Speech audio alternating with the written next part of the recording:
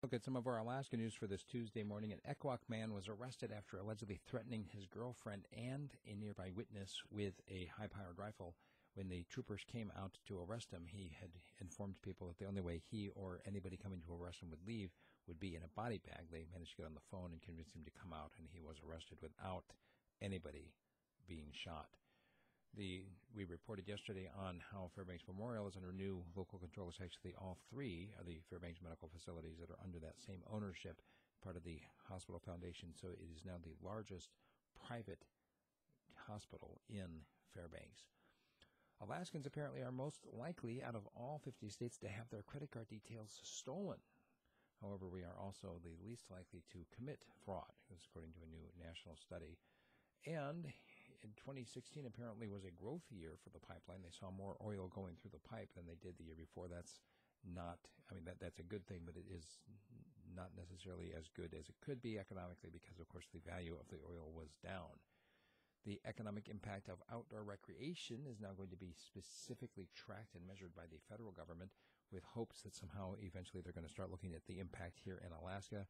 Most folks do know that outdoor rec is a big thing here in the state.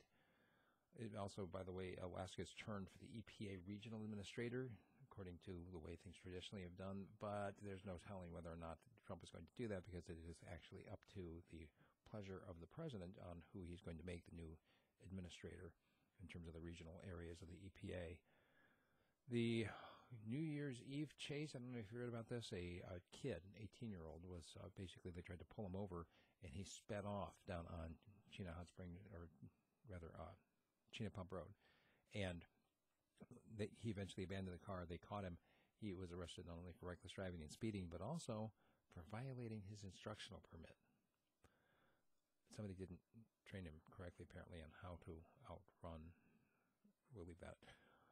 If possibly a really good idea in Juneau, they're offering recycling of Christmas trees or turning them into mulch for the community. I don't know if they do anything like that in Fairbanks, but that's a great idea. And North Pole has put together a gift basket to honor the first baby of 2017. I'm not sure if it's supposed to be the first one in the entire area or just specifically North Pole, because there was a baby girl born in Fairbanks on New Year's Day, officially the first baby of Fairbanks. I'm not sure if this new honor that North Pole, they're hoping to do it every year, is just for North Pole or if it's for the whole borough. Anyway, that's what we've got for our Alaska news today. I'm going to be looking a little bit on my commentary about the value of human life. And obviously, it's something that some of us believe that all life has intrinsic value. However, depending on who is making the determination, some lives apparently matter more than others. We'll talk about that.